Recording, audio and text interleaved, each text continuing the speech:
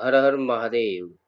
આપ સૌનું હું જગદીશ મહારાજ મારા યુટ્યુબ ચેનલમાં સ્વાગત કરું છું. શિવ પુરાણ મહાત્મ્યના 1 થી 3 અધ્યાયોનું આપણે શ્રવણ કર્યું છે. આજે આપણે આ ભાગમાં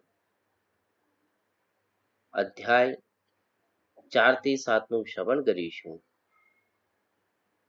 તમારા ઈષ્ટદેવને નમન કરીને, ગુરુદેવને નમન કરીને, પરમ કૃપાળુ ભોળાનાથને નમન કરીને આપણે આ અધ્યાયના જો મહાત્મ્ય છે એનું પઠન શરૂ કરીએ છીએ. પહેલા આપણે ઓમનો ઉચ્ચાર કરીશું. ઓમ.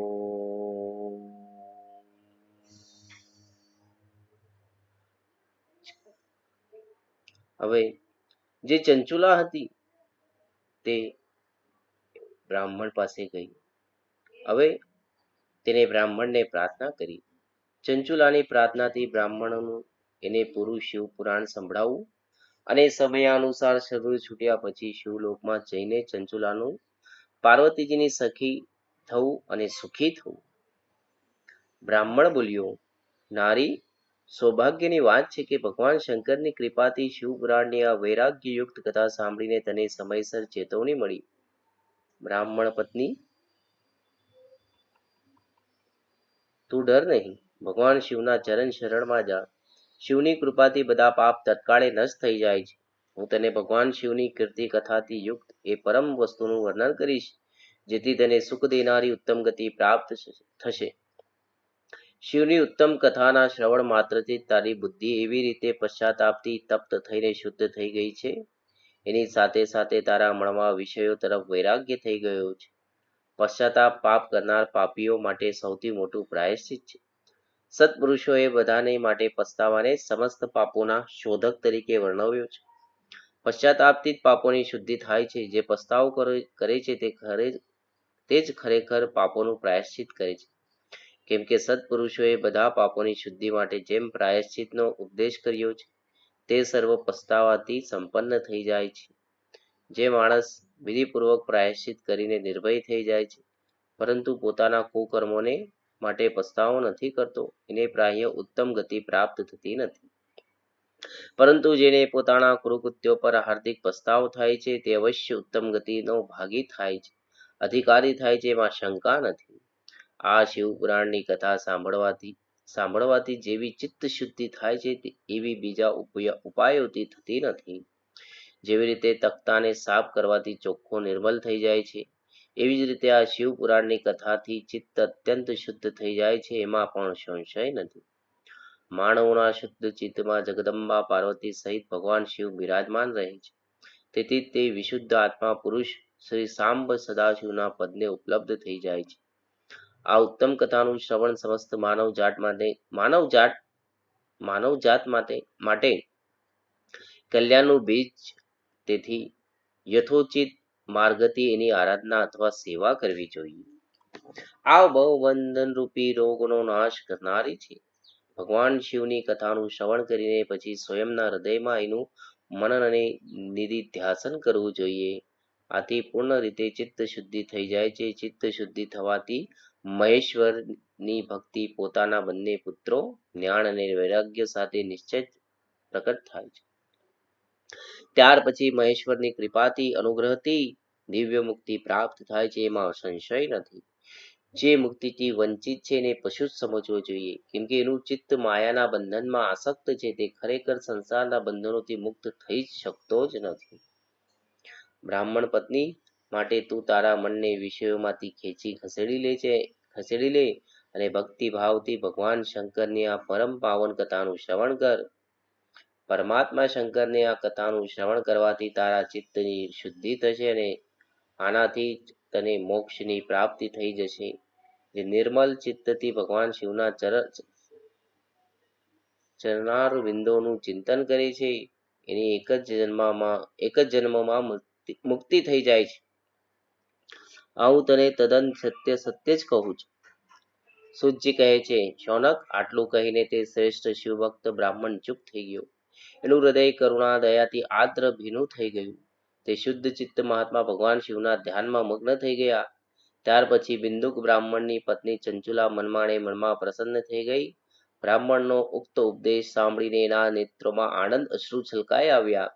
તે બ્રાહ્મણ પત્ની ચંચુલા હર્ષભેર હૃદયપૂર્વક તે શ્રેષ્ઠ બ્રાહ્મણના બંને પગમાં પડી ને હાથ જોડીને બોલી, હે કૃતાર્થ, હું કૃતાર્થ થઈ ગઈ છું. ત્યાર પછી ઉઠીને વૈરાગ્યયુક્ત ઉત્તમ બુદ્ધિવાળી તે સ્ત્રી, જે પોતાના પાપને કારણે ભયભીત હતી, ને શિવભક્ત બ્રાહ્મણને હાથ જોડીને ગદગદ વાણીમાં બોલવા લાગી. ચંચુલા બોલવા લાગી, બ્રાહ્મણ શિવભક્તોમાં શ્રેષ્ઠ સ્વામીન, આપ ધન્ય છો, પરમાર્થદર્શી છો અને સદાય પરોપકારમાં લાગ્યા રહો છો. તેથી શ્રેષ્ઠ સાધુ પુરુષોમાં પ્રશંસાને યોગ્ય છો. સાધો, હું નરકના સમુદ્રમાં પડી રહી છું, આપ મારો ઉદ્ધાર કરો. પૌરાણિક અર્થ તત્વથી સભર જે શિવપુરાણની કથા સાંભળીને હું નરકના સમુદ્રમાં પડી રહી છું, આપ મારો ઉદ્ધાર કરો, ઉદ્ધાર કરો. પૌરાણિક અર્થતત્વથી સભર જે સુંદર શિવપુરાણની કથાને સાંભળીને મારા મનમાં સંપૂર્ણ વિષયો પ્રત્યે વૈરાગ્ય ઉત્પન્ન થઈ ગયો છે. એ જ આ શિવપુરાણ સાંભળવા આ સમયે મારા મનમાં બહુ શ્રદ્ધા પ્રગટી રહી છે. સૂતજી કહે છે, આવું કહીને હાથ જોડીને બ્રાહ્મણ દેવતાનો અનુગ્રહ પ્રાપ્ત કરીને ચંચુલા એ શિવપુરાણની કથાનું શ્રવણ કરવાની ઈચ્છા મનમાં રાખીને તે બ્રાહ્મણ દેવતાની સેવામાં તત્પર થઈને ત્યાં જ રહેવા લાગી. તે પછી શિવભક્તોમાં શ્રેષ્ઠ અને શુદ્ધવાળા તે બ્રાહ્મણ દેવે એ જ સ્થાન પર એ સ્ત્રીને શિવપુરાણની ઉત્તમ કથા સંભળાવી. આ રીતે તે ગોકર્ણ નામના મહાક્ષેત્રમાં તે શ્રેષ્ઠ બ્રાહ્મણ પાસે તેને શિવપુરાણની પરમ ઉત્તમ કથા સાંભળી. આ કથા ભક્તિ, જ્ઞાન અને વૈરાગ્યને વધારનારી તથા મુક્તિ અપાવનારી છે. એ પરમ ઉત્તમ કથાનું શ્રવણ કરીને તે બ્રાહ્મણ પત્ની ચંચુલા અત્યંત કૃતાર્થ થઈ ગઈ. એનું ચિત્ત શીઘ્ર જ શુદ્ધ થઈ ગયું. પછી ભગવાન શિવના અનુગ્રહથી એના હૃદયમાં શિવના સગુણ રૂપનું ચિંતન થવા લાગ્યું. આ રીતે એને ભગવાન શિવમાં નિરંતર રાજનારી ઉત્તમ બુદ્ધિ મેળવીને શિવનું સચ્ચિદાનંદમય સ્વરૂપનું વારંવાર ચિંતન આરંભ કર્યું. સમય જતા ભક્તિ, જ્ઞાન અને વૈરાગ્યયુક્ત થયેલી ચંચુલાએ કોઈ પણ પ્રકારના કષ્ટ વિના શરીરનો ત્યાગ કર્યો. એટલામાં જ ત્રિપુર શત્રુ ભગવાન શિવનું મોકલેલું એક દિવ્ય વિમાન ઝડપી ગતિથી ત્યાં પહોંચ્યું. એ વિમાનમાં શિવના અનેક ગણો બેઠેલા હતા અને વિમાન જાત જાતના શોભા સાધનોથી શણગારેલું હતું. ચંચુલાએ વિમાન પર બેઠી અને ભગવાન શિવના શ્રેષ્ઠ પાર્ષદોએ એને તત્કાળ શિવપુરીમાં પહોંચાડી દીધું. ચંચુલાના સઘળા અંતરમેલ ધોવાઈ ગયા હતા. તેનું અંતઃકરણ અત્યંત શુદ્ધ બની ગયું હતું. એ દિવ્ય રૂપધારીની દિવ્યાંગના થઈ ગઈ હતી. એના દિવ્ય અંગો એની શોભામાં ઓર વૃદ્ધિ કરી રહ્યા હતા. માથા પર અર્ધચંદ્રનો મુકટ ધારણ કરેલ તે ગૌરાંગી દેવી શોભાશાળી દિવ્ય ઘરેણાથી વિભૂષિત હતી. શિવપુરીમાં પહોંચીને એને સનાતન દેવતા ત્રિનેત્રધારી મહાદેવજીને જોયા, પ્રેમપૂર્વક દર્શન કર્યા. બધા જ મુખ્ય દેવતા શિવજીની સેવામાં તત્પર હતા. ગણેશજી, ભૃંગી, નંદીશ્વર તથા વીરભદ્રેશ્વર વગેરે પણ શિવજીની સેવામાં ઉત્તમ ભક્તિભાવથી ખડે પગે સેવા કરી રહ્યા હતા. શિવજીની અંગકાંતિ કરોડો સૂર્યની જેમ પ્રકાશિત થઈ રહી હતી. એમના કંઠમાં નીલ ચિહ્ન શોભી રહ્યું હતું. એમને 5 મુખ હતા અને દરેક મુખને 3 નેત્ર હતા. મસ્તક પર અર્ધચંદ્રાકાર મુકટની શોભા અનેરી હતી. એમને એમના ડાબા અંગમાં ડાબી બાજુએ ગૌરી દેવીને બેસાડ્યા હતા. ગૌરી દેવી વીજળીના જાણે ઢગલો હોય તેવી રીતે પ્રકાશી રહ્યા હતા. ગૌરી પતિ મહાદેવજી કાંતિ કપૂરની જેમ ગૌર હતી. એમનું આખું શરીર શ્વેત ભસ્મથી લેપાયમાન હતું. શરીર પર શ્વેત વસ્ત્ર શોભી રહ્યું હતું. આ પ્રકારે પરમ ઉજ્જવળ ભગવાન શંકરના દર્શન કરીને તે બ્રાહ્મણ પત્ની ચંચુલા બહુ પ્રસન્ન થઈ ગઈ. અત્યંત પ્રીતિપૂર્વક અને ખૂબ જ ઉતાવળે ભગવાન શંકરને વારંવાર પ્રણામ કરવા માંડ્યા. પછી હાથ જોડીને ખૂબ જ પ્રેમ, આનંદ અને સંતોષયુક્ત થઈને અત્યંત વિનીત ભાવથી ઊભી રહી. એના નેત્રોમાંથી આનંદ અશ્રુની અવિરત ધારા વહેવા લાગી તથા સંપૂર્ણ શરીર રોમાંચિત થઈ ગયું. એ વખતે ભગવતી પાર્વતી અને ભગવાન શંકરે એને ખૂબ જ કરુણાપૂર્વક પોતાની પાસે બોલાવી અને સૌમ્ય દ્રષ્ટિથી એની તરફ જોયું. પાર્વતીજીએ તો દિવ્ય રૂપધારિણી બિંદુક પ્રિયા ચંચુલાને પ્રેમપૂર્વક પોતાની સખી બનાવી દીધી. તે પરમાનંદ જ્યોતિ સ્વરૂપ સનાતન ધામમાં અવિચલ નિવાસ પામીને દિવ્ય સૌખ્ય ભાવ પામીને અક્ષય સુખનો અનુભવ કરવા લાગી. ચોથો અધ્યાય સમાપ્ત થાય છે. બોલો સોમનાથ મહાદેવ કી જય. જુઓ ચંચુલા શું પદ મળ્યું એને? માં પાર્વતીની સખીનું પદ મળ્યું. તેના મહાત્મ્યથી શિવ પુરાણ અને શિવ ભક્તિના મહાત્મ્યથી.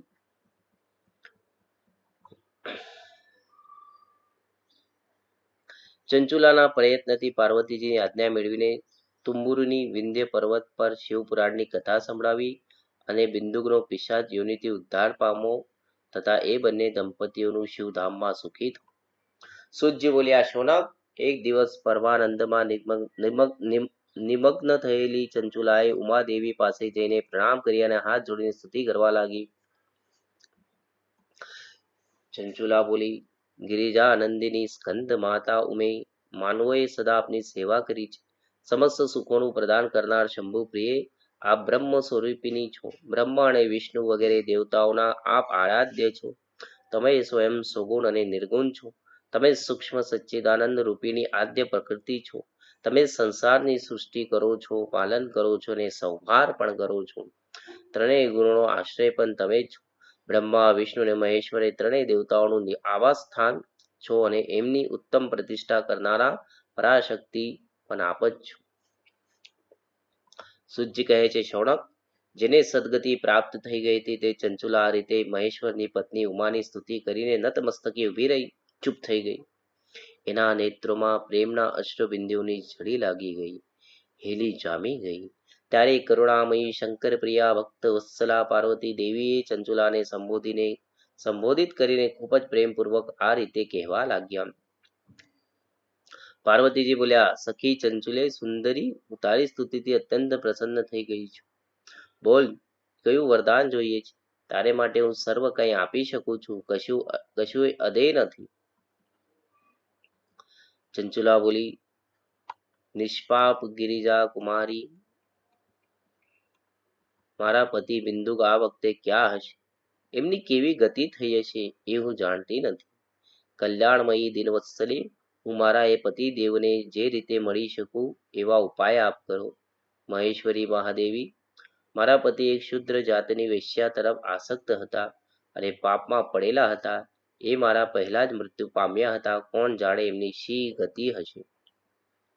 ગિરિજા બોલ્યા, બેટી, તમારો બિંદુક નામનો પતિ બહુ મોટો પાપી હતો. એનું અંતકરણ જ દૂષિત હતું. વેશ્યાનો સંગ કરનારને મહામૂળ મૃત્યુ પછી નરકમાં પડ્યો અને અગણિત વર્ષો સુધી નરકમાં વિવિધ પ્રકારના દુઃખો ભોગવીને તે પાપાત્મા પોતાના બાકી રહેલા પાપને ભોગવવા માટે વિંધ્ય પર્વત પર પિશાચ થયો છે. આ વખતે પણ તે પિશાચ અવસ્થામાં જ છે અને વિવિધ પ્રકારના કલેશો સહન કરી રહ્યો છે. તે દુષ્ટ ત્યાં જ વાયુ પાન કરીને રહે છે અને સદા સર્વ પ્રકારના કષ્ટો સહન કરે છે. સૂતજી કહે છે, શૌનક, ગૌરી દેવીની આ વાત સાંભળીને ઉત્તમ વ્રતનું પાલન કરનારી ચંચુલા એ વખતે પતિના મહાન દુઃખે દુઃખી થઈ ગઈ. પછી મનને સ્થિર કરીને તે બ્રાહ્મણ પત્નીએ વ્યથિત હૃદયથી મહેશ્વરીને પ્રણામ કરીને ફરીથી પૂછ્યું. ચંચુલા બોલી, મહેશ્વરી મહાદેવી, મારા પર કૃપા કરો અને દૂષિત કર્મ કરનાર મારા એ દુષ્ટ પતિનો ઉદ્ધાર કરો. દેવી, કુત્સિત બુદ્ધિવાળા મારા એ પાપાત્મા પતિની કયા ઉપાયથી ઉત્તમ ગતિ થાય તે શીઘ્ર જણાવો. આપને મારા નમસ્કાર હો. પાર્વતીજીએ કહ્યું, તારો પતિ જો શિવ પુરાણની પુણ્યમય ઉત્તમ કથા સાંભળે તો બધી દુર્ગતિમાંથી મુક્ત થઈને ઉત્તમ ગતિને પ્રાપ્ત કરી શકે છે. અમૃત સમા મધુર અક્ષરોથી યુક્ત ગૌરી દેવીના વચન આદરપૂર્વક સાંભળીને હાથ જોડી નતમસ્તક નમાવીને વારંવાર પાર્વતીજીને પ્રણામ કરી અને પોતાના પતિના સમસ્ત પાપોની શુદ્ધિ તથા ઉત્તમ ગતિની પ્રાપ્તિ માટે પાર્વતીજીને આવી પ્રાર્થના કરી કે મારા પતિને શિવ પુરાણનું શ્રવણ કરાવવાની વ્યવસ્થા થવી જોઈએ. એ બ્રાહ્મણ પત્નીની વારંવારની પ્રાર્થનાથી શિવપ્રિયા ગૌરી દેવીને બહુ દયા આવી. એ ભક્ત વત્સલા મહેશ્વરી ગિરિજા કુમારીએ ભગવાન શિવની ઉત્તમ કીર્તિનું ગાન કરનાર ગંધર્વરાજ તુંબુરુને બોલાવીને પ્રસન્નતાપૂર્વક આ પ્રમાણે કહ્યું. તુંબુરો, તમારી પ્રીતિ ભગવાન શિવજીમાં છે. તમે મારા મનની વાત જાણીને મારા ઈચ્છિત કાર્યને સિદ્ધ કરવા વાળા છો. એટલે હું તમને એક વાત કહું છું, તમારું કલ્યાણ થાવ. તમે મારી આ સખી સાથે તરત વિંધ્ય પર્વત પર જાઓ. ત્યાં એક મહાઘોર અને ભયંકર પિશાચ રહે છે. એનું વૃત્તાંત તમે આરંભથી જ સાંભળો. હું તમને પ્રસન્નતાપૂર્વક બધું જ જણાવું છું. પૂર્વજન્મમાં તે પિશાચ બંદુક નામનો બ્રાહ્મણ હતો. મારી આ સખી ચંચુલાનો પતિ હતો. પરંતુ તે દુષ્ટ વેશ્યાગામી થઈ ગયો. સ્નાન સંધ્યા વગેરે નિત્ય કર્મો છોડીને અપવિત્ર રહેવા લાગ્યો. ક્રોધને લીધે એની બુદ્ધિ પર મૂઢતા છવાઈ ગઈ. તેને કર્તવ્ય પાલનનો વિવેક રહ્યો ન હતો. અભક્ષ્ય કરતો, સજ્જનોનો દ્વેષ અને દૂષિત વસ્તુઓનું દાન લેતો હતો. આજ એનું સ્વાભાવિક કર્મ બની ગયું હતું. ને અસ્ત્ર શસ્ત્ર લઈને ફરતો અને હિંસા કરતો હતો. ડાબે હાથે ખાવાનું ખાતો હતો. દિનજનોને પીડા આપતો હતો. ક્રૂરતાપૂર્વક અન્યોના ઘરમાં આગ ચાંપી દેતો હતો. ચાંડાલો સાથે એને પ્રેમ હતો. દરરોજ વેશ્યાના સંપર્કમાં રહેતો હતો. બહુ દુષ્ટ હતો. તે પાપી પોતાની પત્નીનો ત્યાગ કરીને દુષ્ટના સંગમાં જ આનંદ માનતો હતો. ને મરણ સુધી દુરાચારમાં જ ફસાયેલો રહ્યો. અંતકાળ આવતા તે મરણને શરણે થયો ને પાપીઓનું જે ભોગ સ્થાન એવું ઘોર યમનગરમાં ગયો. ત્યાં ઘણા નરકોને ભોગવીને તે દુષ્ટાત્મા જીવ આ સમયે વિંધ્ય પર્વત ઉપર પિશાચ બનેલો છે. ત્યાં જે દુષ્ટ પિશાચ પોતાનું પાપોનું ફળ ભોગવી રહ્યો છે. હે તુંબરો, તમે એની સામે પ્રયત્નપૂર્વક શિવ પુરાણની દિવ્ય કથાનું પ્રવચન કરો. એ દિવ્ય કથા પરમ પુણ્યમયી તથા સમસ્ત પાપોનો નાશ કરનારી છે. શિવ પુરાણની કથાનું શ્રવણ સર્વથી ઉત્કૃષ્ટ પુણ્યકર્મ છે. એનાથી એનું હૃદય શીઘ્ર જ સમસ્ત પાપોથી શુદ્ધ થઈ જશે અને પ્રેત યોનિમાંથી મુક્ત થઈ જશે. એ દુર્ગતિમાંથી મુક્ત થવાથી બિંદુક નામના પિશાચને મારી આજ્ઞાથી વિમાન પર બેસાડીને તમે ભગવાન શિવજીની સમીપે લઈ આવો. સુતજી કહે છે, શૌનક મહેશ્વરી ઉમાના આ પ્રકારના આદેશ પર ગંધર્વરાજ તુમરુ મનમાં ને મનમાં બહુ પ્રસન્ન થયા. એમણે સ્વયંની ભાગ્યની સરાહના પ્રશંસા કરી. ત્યાર પછી પિશાચની સતી સાધ્વી પત્ની ચંચુલાની સાથે વિમાન પર બેસીને નારદના પ્રિય મિત્ર તુંબરુ ઝડપથી વિંધ્યાચલ પર્વત પર ગયા, જ્યાં પેલો પિશાચ રહેતો હતો. ત્યાં જઈને તેમને પિશાચને જોયો. એનું શરીર વિશાળ હતું. મુખનો દાઢીનો ભાગ બહુ મોટો હતો. એ ઘડીકમાં હસે, ઘડીકમાં રડે અને ઘડીકમાં ઉછળકૂદ કરી લેતો. એની આકૃતિ ખૂબ જ વિકરાળ હતી. ભગવાન શિવજીની ઉત્તમ કીર્તિનું ગાન કરનાર મહાબલી તુમરુએ અત્યંત ભયંકર પિશાચને પાછોથી જકડી બાંધી લીધો. ત્યાર પછી તુમરુએ શિવ પુરાણની કથા વાંચવાનો નિશ્ચય કરીને મહોત્સવયુક્ત સ્થાન અને મંડપ વગેરેની રચના કરી. એટલામાં જ સંપૂર્ણ લોકમાં ખૂબ જ ઝડપથી એવો પ્રચાર થઈ ગયો કે દેવી પાર્વતીજીની આજ્ઞાથી એક પિશાચના ઉદ્ધાર કરવાના હેતુથી શિવપુરાણની ઉત્તમ કથાનું શ્રવણ કરાવવા માટે તુમરુ વિંધ્ય પર્વત પર ગયા છે. પછી તો આ કથા સાંભળવાના લોભે કરીને ઘણા બધા દેવર્ષિ પણ તરત જ ત્યાં પહોંચી ગયા. આદરપૂર્વક શિવપુરાણ સાંભળવા માટે આવેલા શ્રોતાજનોને પર્વત પર ખાસો બહુ મોટો અદ્ભુત કલ્યાણકારી સમાજ એકત્ર થઈ ગયો. પછી તુમરુએ એ પિશાચને પાછોથી બાંધીને આસન પર બેસાડ્યો અને હાથમાં વિનાય લઈને ગૌરીપતિની કથાનું ગાન શરૂ કર્યું. પ્રથમ અર્થાત વિશ્વેશ્વર સંહિતાથી માંડીને 7મી વાયુ સંહિતા સુધી મહાત્મ્ય સહિત શિવપુરાણની કથાનું તેમને સ્પષ્ટ વર્ણન કર્યું. 7 સંહિતાઓ સહિત શિવપુરાણનું આદરપૂર્વક શ્રવણ કરીને તે બધા શ્રોતા પૂર્ણતઃ કૃતાર્થ થઈ ગયા. એ પરમ પુણ્યમય શિવપુરાણ સાંભળીને પેલા પિશાચે પોતાના બધા જ પાપો ધોઈ નાખ્યા અને પૈશાચિક શરીરનો ત્યાગ કરી દીધો. પછી તો તરત જ એનું રૂપ દિવ્ય બની ગયું. અંગકાંતિ ગૌર વર્ણની થઈ ગઈ. શરીર પર શ્વેત વસ્ત્ર તથા સર્વ પ્રકારના પુરુષોચિત આભૂષણ એના અંગોના શોભા આપવા લાગ્યા. તે ત્રિનેત્રધારી ચંદ્રશેખર રૂપ થઈ ગયો અને આ રીતે દિવ્ય દેહધારી થઈને શ્રીમાન બિંદુક પોતાની પ્રણવલ્લભા ચંચુલાની સાથે સ્વયં પણ પાર્વતી વલ્લભ શિવજીના ગુણગાન કરવા માંડ્યો. એની સ્ત્રીને આ રીતે દિવ્ય રૂપથી સુશોભિત જોઈને પેલા બધા દેવર્ષિ બહુ મોટા આશ્ચર્યમાં ગરકાવ થઈ ગયા. એમનું ચિત્ત પરમાનંદથી પરિપૂર્ણ થઈ ગયું. ભગવાન મહેશ્વરનું તે અદ્ભુત ચરિત્ર સાંભળીને તે બધા શ્રોતા પરમ કૃતાર્થ થઈને પ્રેમપૂર્વક શ્રી શિવજીનું યશોગાન કરતા કરતા પોતપોતાના ધામે રવાના થઈ ગયા. દિવ્ય રૂપધારી શ્રીમાન બિંદુક સુંદર વિમાન પર પોતાની પ્રિયતમાની પાસે બેસીને સુખપૂર્વક આકાશમાં સ્થિત થઈને શોભી રહ્યો હતો. ત્યાર પછી મહેશ્વરના સુંદર અને મનોહર ગુણોનું ગાન કરતા કરતા પોતાની પ્રિયતમા ચંચુલા તથા તુમરુ સાથે બિંદુક બ્રાહ્મણ તરત જ શિવધામમાં પહોંચી ગયો. ત્યાં ભગવાન મહેશ્વર અને પાર્વતી દેવીએ પ્રસન્નતાપૂર્વક બિંદુકનો ખૂબ સત્કાર કર્યો અને પોતાનો પાર્ષદ બનાવી દીધો. એની પત્ની ચંચુલા પાર્વતીજીની સખી થઈ ગઈ. એ ધનીભૂત જ્યોતિ સ્વરૂપ પરમાનંદમય સનાતન ધામમાં અવિચલ નિવાસ પામીને એ બંને દંપતી પરમ સુખી થઈ ગયા. બોલો સોમનાથ મહાદેવ કી જય. હવે આપણે શિવ પુરાણના શ્રવણની વિધિ તથા શ્રોતાઓએ પાલન કરવાના નિયમોનું જે વર્ણન છે તે સાંભળીશું.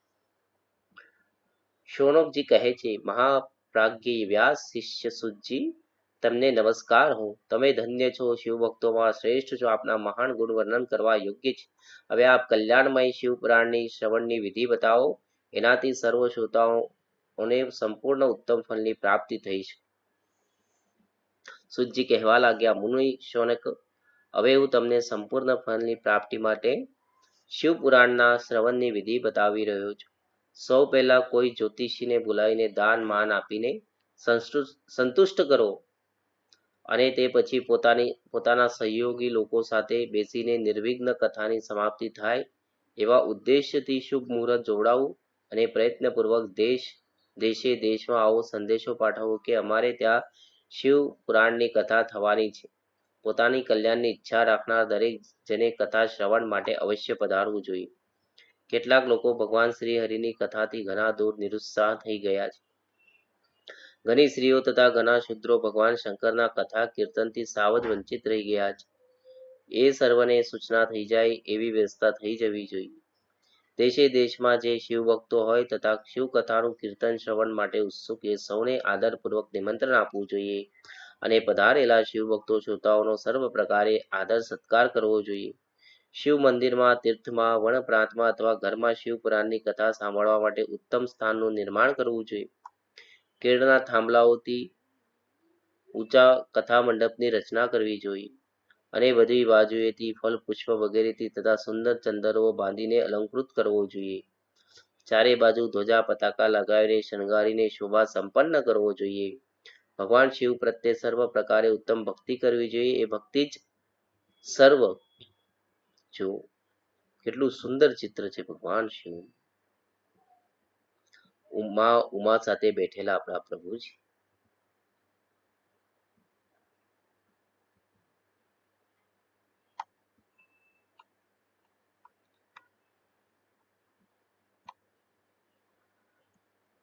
કેટલા સુંદર મજાના ચિત્રો છે પ્રભુના. એ દિવ્ય સ્વરૂપને જોતા જ મન આનંદિત થાય છે.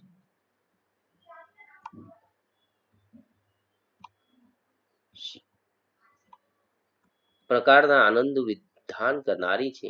પરમાત્મા ભગવાન શંકર માટે દિવ્ય આસન બનાવવું જોઈએ અને કથા વાચક માટે પણ આવું એક દિવ્ય આસન બનાવવું જોઈએ જે કથા વાચકને આરામદાયક હોય. મુને નિયમપૂર્વક અનુષ્ઠાનપૂર્વક કથા શ્રવણ કરનાર શ્રોતાઓ માટે પણ યથાયોગ્ય સુંદર સ્થાનની વ્યવસ્થા કરવી જોઈએ. અન્ય લોકો માટે પણ સાધારણ સ્થાન રાખવા જોઈએ. જે વિદ્વાન વક્તા કે જેના મુખમાંથી નીકળેલી વાણી દેહધારીઓ માટે કામધેનુ સમાન ઈચ્છિત ફળ આપનારી છે તેવા વક્તા પ્રત્યે ક્યારેક તુચ્છ બુદ્ધિ ન કરવી જોઈએ. સંસારમાં જન્મ અને ગુણોને લઈને ગુણોને કારણે ઘણા ગુરુ મળી રહેતા હોય છે, પરંતુ એમાં પણ પુરાણોના જ્ઞાતા વિદ્વાન જ પરમ ગુરુ મનાય છે. પુરાણ વેતા પવિત્ર, દક્ષ, શાંત, ઈર્ષા રહિત, સાધુ અને દયાળુ સ્વભાવનો હોવો જોઈએ. આવો પ્રવચન કુશળ વિદ્વાન આ પુણ્યમયી કથા કહે. સૂર્યોદયથી માંડીને 3.5 પ્રહર સુધી ઉત્તમ બુદ્ધિવાળા વિદ્વાન પુરુષે શિવ પુરાણની કથા સારી રીતે વાંચવી જોઈએ. મધ્યાહન કાળમાં 2 ઘડી સુધી કથાને વિરામ આપવો જોઈએ, જેથી કથા કીર્તનમાંથી અવકાશ મેળવીને લોકો કુદરતી હાજતો પૂરી કરી શકે. કથાના પ્રારંભ પૂર્વે 1 દિવસ પહેલા જ વ્રત ધારણ કરવા માટે વક્તાએ ક્ષૌર કર્મ કરાવી લેવું જોઈએ. જે દિવસોમાં કથા ચાલતી હોય તે દિવસોમાં પ્રયત્નપૂર્વક સવારના બધા જ નિત્ય કર્મ સંક્ષેપમાં જ કરી લેવા જોઈએ. વક્તાની સાથે બીજો પણ એક વિદ્વાન સહાયક હોવો જોઈએ. તે વિદ્વાન સહાયક પણ લોકોના સર્વ પ્રકારના સંશયોની નિવૃત્તિ કરવામાં સમર્થ હોવી જોઈએ તથા લોકોને સમજાવી શકવામાં કુશળ હોવો જોઈએ. કથામાં કોઈ પણ પ્રકારના આવતા વિઘ્નો ટાળવા માટે ગણેશજીનું પૂજન પણ કરવું જોઈએ. કથાના સ્વામી ભગવાન શિવજી તથા વિશિષ્ટ શિવ પુરાણ પુસ્તકની પણ ભક્તિભાવપૂર્વક પૂજા કરવી જોઈએ.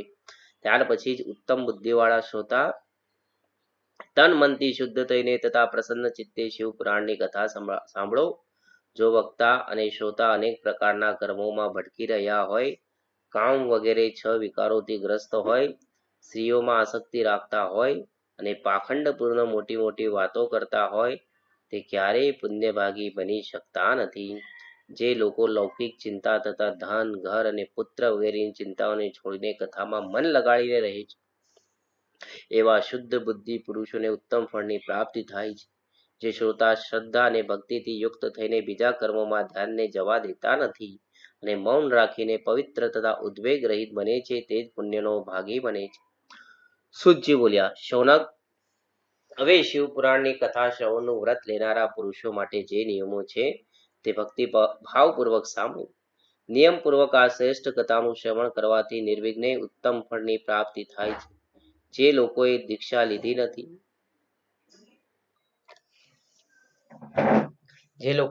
લીધી નથી એમનો કથા શ્રવણમાં અધિકાર નથી. તેથી મુને કથા શ્રવણની ઈચ્છાવાળાએ પહેલા વક્તા પાસેથી દીક્ષા ગ્રહણ કરવી જોઈએ. જે લોકો નિયમ પુરઃસર કથા સાંભળતા હોય તેમને બ્રહ્મચર્યનું પાલન કરવું જોઈએ, ભૂમિશયન કરવું જોઈએ, પતરાળામાં ભોજન લેવું જોઈએ અને રોજ કથા સમાપ્તિ પછી જ અન્ન ગ્રહણ કરવું જોઈએ.